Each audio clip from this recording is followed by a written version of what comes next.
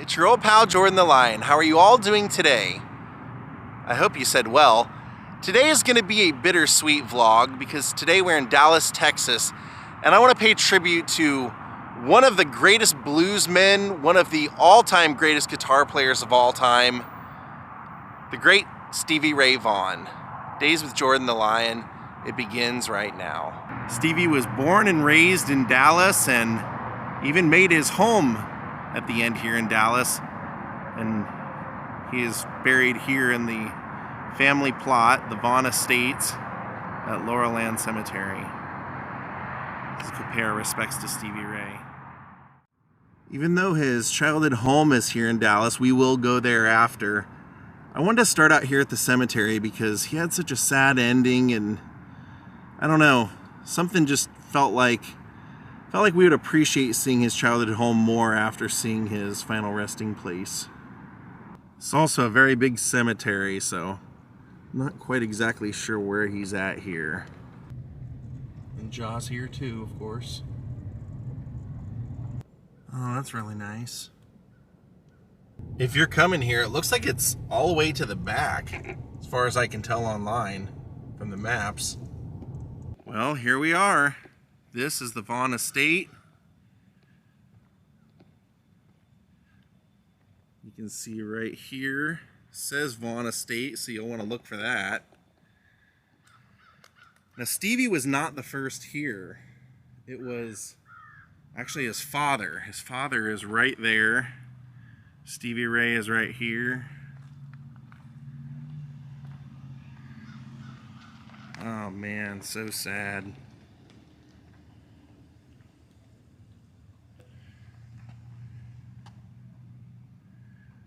His death was, it was a complete accident. Just completely out of his control.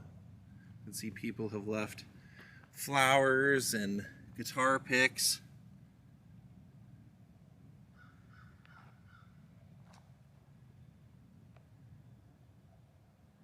Stevie Ray Vaughan, October 3rd, 1954, he was born. Died August 27th, 1990. Thank you for all the love you passed our way. Now his father and mother are over here. Now you'll notice his father actually died 4 years to the day before Stevie. Father and mother were, I think they were kind of confused parents with Jimmy and Stevie Ray, because Stevie Ray's older brother, Jimmy Vaughan, was a lot like his father, Jimmy. He was kind of a hot-tempered guy, and Jimmy was hard-working, but he was a drinker, and you can see here they were married in 1950. He was a salesman, and so for the early years of Stevie Ray and Jimmy's life, they would end up basically be traveling with him. The whole family would be on the road. They would say that they would spend, maybe 2-3 weeks in a school, and then they'd be off to another school. They never really made friends or anything until they settled here in Dallas, the house I'm going to take us to. Now, what was unfortunate was that both boys, Stevie Ray and Jimmy, were great at guitar, but their parents just didn't see the big picture. And sadly, it was partially because both boys loved music and loved guitar more than they loved school. So their parents would, at one point, tell them that you're not allowed to play music anymore. You're not allowed to play guitar. So Jimmy moved out of the house, and Stevie Ray was so young he had to stay there. And what's interesting is that Stevie Ray was so good. Basically, he got a guitar when he was a kid. He got like a little, cowboy acoustic guitar as a little boy. And his brother Jimmy, who I'm sure will be buried right here, Jimmy got from a family friend a real guitar, and Jimmy was 3 years older than Stevie Ray, and Jimmy got really good at it and would tell Stevie Ray, "Don't you play my guitar, don't you touch it." Stevie Ray would touch it, and they would get into fights over it. But what was interesting is that I found out that Stevie Ray played on his first album, first recording, at the age of 12.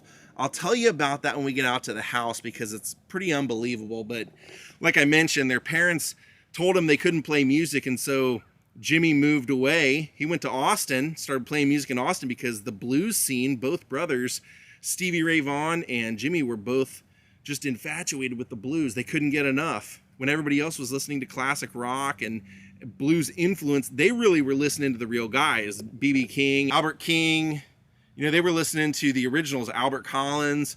So once Jimmy had moved to Austin, Stevie dropped out of school and went out and joined up with them, started playing in a couple of different bands. They didn't work out usually, because one of the bands wanted the whole band to dress up in makeup, kind of like Kiss, and Stevie Ray didn't want to do that. So then he would join blues bands, and he'd be the second guitar player, and he was so good that he just, even at the age of 17, he could match Albert King on stage. Albert King would even say, he didn't like anybody. Albert King didn't like any guitar players or anything, but he, for some reason, liked Stevie Ray Vaughan and would call him his son. He would tell people, "Stevie Ray Vaughan, you're the only white boy with a black father." So, and even Stevie Ray would tell his bandmates throughout his life, "I really feel like I should have been born black. I feel like I have like a black soul." And other people would say, he could almost shared a soul with Jimi Hendrix the way he played. He didn't obsess over Jimmy's music or anything, but he just instinctually knew what Jimmy was going to do and was always really good at playing like that. So he eventually formed his own band called the Triple Threat, and it had Luann Barton as the singer, and they got invited to do a bunch of gigs, and they were doing pretty well. But eventually, part of the band just didn't want to do what Stevie Ray wanted to do, and so they ended up leaving the band. And Stevie Ray said, basically, whoever wanted to stay became what was Double Trouble. So it was Chris Layton and Tommy Shannon, and they started making records together. But what's interesting is how it all happened. You see, somehow Double Trouble got invited to be the only band that was unsigned to play the Montreux Jazz Festival. And when they played that, David Bowie saw them and thought Stevie Ray Vaughan was just absolutely amazing, probably the best guitar player had seen playing that style of music, and talked Stevie Ray Vaughan into coming and joining his band for the Let's Dance album. Although when they started making the record, Stevie Ray was really good and loved it. He didn't like the making music videos thing. When it came to David Bowie's music videos, the process just kind of weeded Stevie Ray out, and he told him, "I don't want to be in the touring band or anything. I really want to focus on my own band." But when he was in Montrose, one night they had met Jackson Browne and his band, and Double Trouble and Jackson Browne's band played at a club all night long until like 7 a.m. in the morning, and Jackson said, "If you ever make it to Los Angeles, hit me up and I'll record your album." So Stevie Ray just decided after he wasn't going to play with David Bowie anymore, he told Double Trouble, "Let's just go out to LA and make a record." And so that's what they did. But they didn't let anybody know they were coming. In total classic Stevie Ray Vaughan mode, he was just all music all the time. All he wanted to do was play. All he wanted to be was be a musician. He wanted that 59 Stratocaster to do all the talking for him, all the screaming for him. And so they show up to record with Jackson Browne. Like I said, they never told anybody. So Jackson Browne's recording engineer calls Jackson and says, "Hey, Stevie Ray Vaughan's here. He wants to record an album. We don't have any tape to record on." See, you got to order tape and have something to record on. And since Stevie Ray didn't let anybody know, they couldn't just get tape right away. There wasn't tape to be had. So Jackson Browne said, "Take some of my tapes that have stuff that we're not using, some of the songs I'm not using, and tape over them." So who knows what Jackson Browne songs they recorded over, but they spent 2 days recording the instruments and everything, 2 days doing the vocals, 2 days mixing the album, 2 days mastering the album, and it was done. Texas Flood came out, and it was a huge success. Couldn't stand the weather, followed it up. But unfortunately, once they got to about that stage, Stevie Ray was having some sort of personal problems and had fallen into doing a lot of cocaine and drinking a lot. And it became basically something he needed to perform. And it wouldn't be until his father's passing, right there, when I told you 4 years to the day, August 27th, 1986, he came home for the passing of his father to console his mother and to bury his father, and then took off back on the road to pick up where his tour was continuing. And it was a month after this happened, his father's passing, that Stevie Ray would be in London and start throwing up blood on the street as he and his band were walking, just literally just coughing up blood. And Chris Layton said, he said, "I need a drink." And Chris said, "No, Stevie, you don't need a drink. That's the last thing you need. You need help." And so Stevie Ray realized that it was either now or never. A doctor saw him and told him if one more month of this kind of behavior and he'd be dead, because Stevie Ray told him not only was he drinking and doing cocaine, but his morning pick-me-up instead of coffee was that he would put cocaine inside of his whiskey and drink it, and that was eating away the lining of his stomach. So he ended up spending 2 months in rehab, completely cleaned himself up, never went back to the drugs, even influenced his brother, Jimmy Vaughn, to give up the drinking and the drugs, and became an advocate for anyone. He would go to meetings. If anyone on tour, anybody would ever stop Stevie Ray and say, "How did you give up drinking? How did you give up the drugs?" He would light up and love to talk to them. He wanted to help. He wanted to be the guy who could help make someone else see the light the way he did. And he continued touring like nonstop.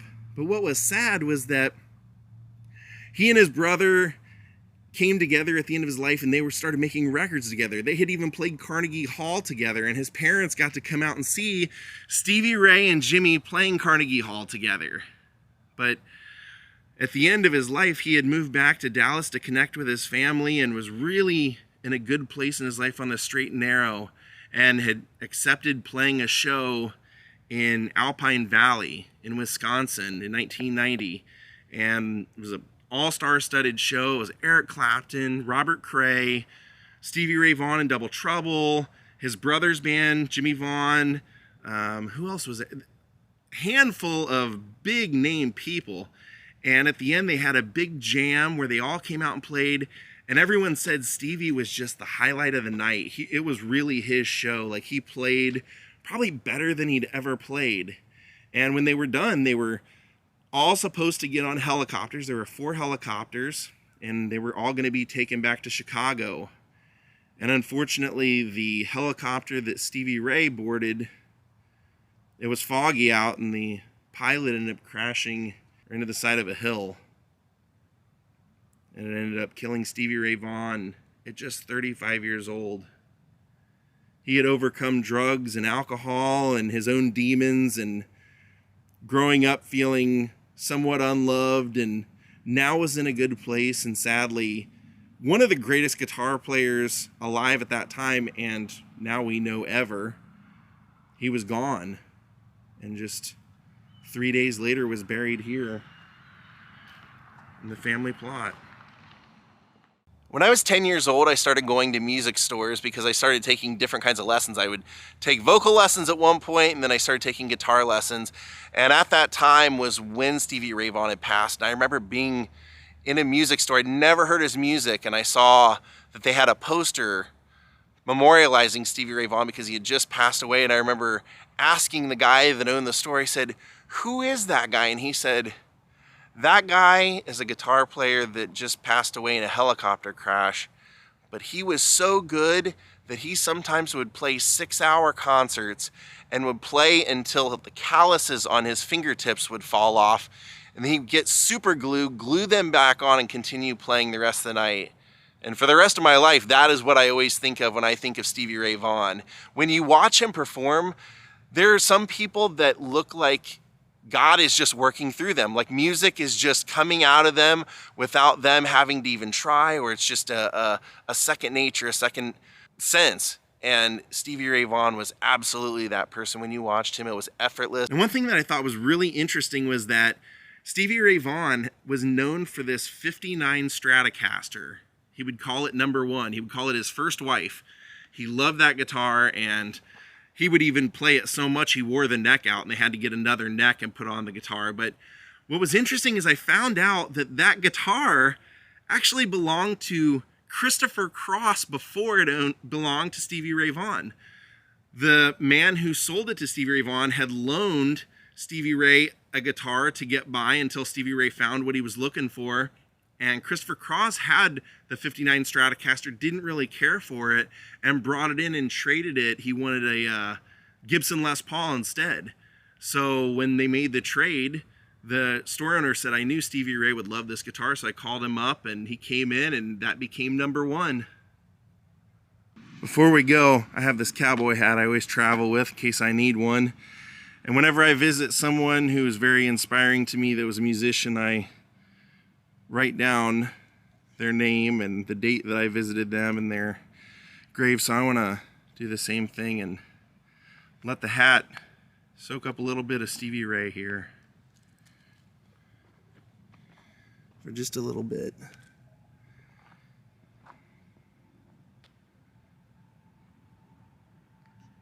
Now let's go out to Stevie Ray Vaughan's childhood home, and I'll tell you a little bit about how he learned to play guitar and that secret story I was telling you about of his first recording, who it was with. I'm gonna leave you one of my guitar picks too, Stevie, just in case you need it.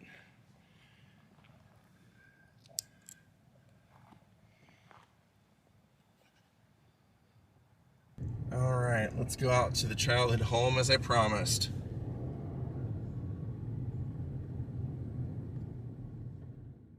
The building says Brotherhood of the Cross and Star.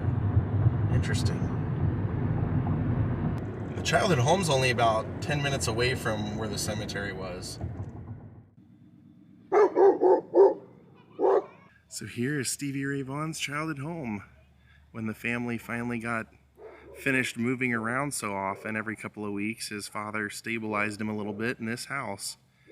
So it's kind of cool to know the story that I mentioned earlier, that they both got guitars when they were young, and that Stevie Ray would play that little cowboy acoustic with the little horseshoes on it and everything, and then would borrow Jimmy's guitar when he wasn't around and would get really good. Now, one of the cool stories is that Doyle Bramall was in a band with Jimmy when they were 15, and they were really good. Even then, they were already out playing gigs, making money, and he said they were hanging out here one day and he heard someone playing Jeff Beck like on guitar, but he said, I knew it wasn't Jimmy because he just walked past me, and then I realized his brother, Stevie Ray, who was 12, was that good.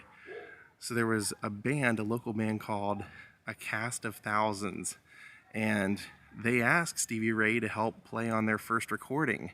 Now when their singer, Steven, found out, he hit the roof and said, I don't want some 12-year-old playing on our record. And the guy in his band goes, hey, he's gonna make us actually sound good. That Steven, when I looked up the credits, was Stephen Tobolowsky. Stephen Tobolowsky, when I saw that name, I go, wait, I know a Stephen Tobolowsky. It couldn't be the same one. Sure enough, it was. If you've ever seen Groundhog Day, he's Needle-Nosed Ned, Ned the Head, Ned Ryerson, the insurance salesman. And they were friends until Stevie Ray died. How crazy is that? So while they lived here, I mentioned that their parents weren't real supportive after a while. It's because they were both in bands. Stevie Ray got into his first band when he was 14. He was already playing shows at a local place called the Funky Monkey, and he was playing to like 5 in the morning. So then he was going to school and falling asleep all through school. So he was failing everything. He was failing music class, if you can believe that. So that's when the parents said, no more guitars in this house, no more music, none of that. And Stevie said, I tried to get a real job. I got a job at the Dairy Mart, and I was taking the trash out one day, standing on a barrel, and the lid caved in, and I was up to my waist in grease. And I said, you know what? I think I'm gonna go back to playing guitar. And he played guitar and never did anything professionally after that since. Well, my friends, I hope you enjoyed seeing the grave of Stevie Ray Vaughan today and his childhood home. If you've never listened to Stevie Ray, go listen to Texas Flood. That tells the whole story right there. But go watch some live video too, because his live playing is just mesmerizing. Thank you all for watching. We'll see you next time from Dallas, Texas. Have a great night and goodbye.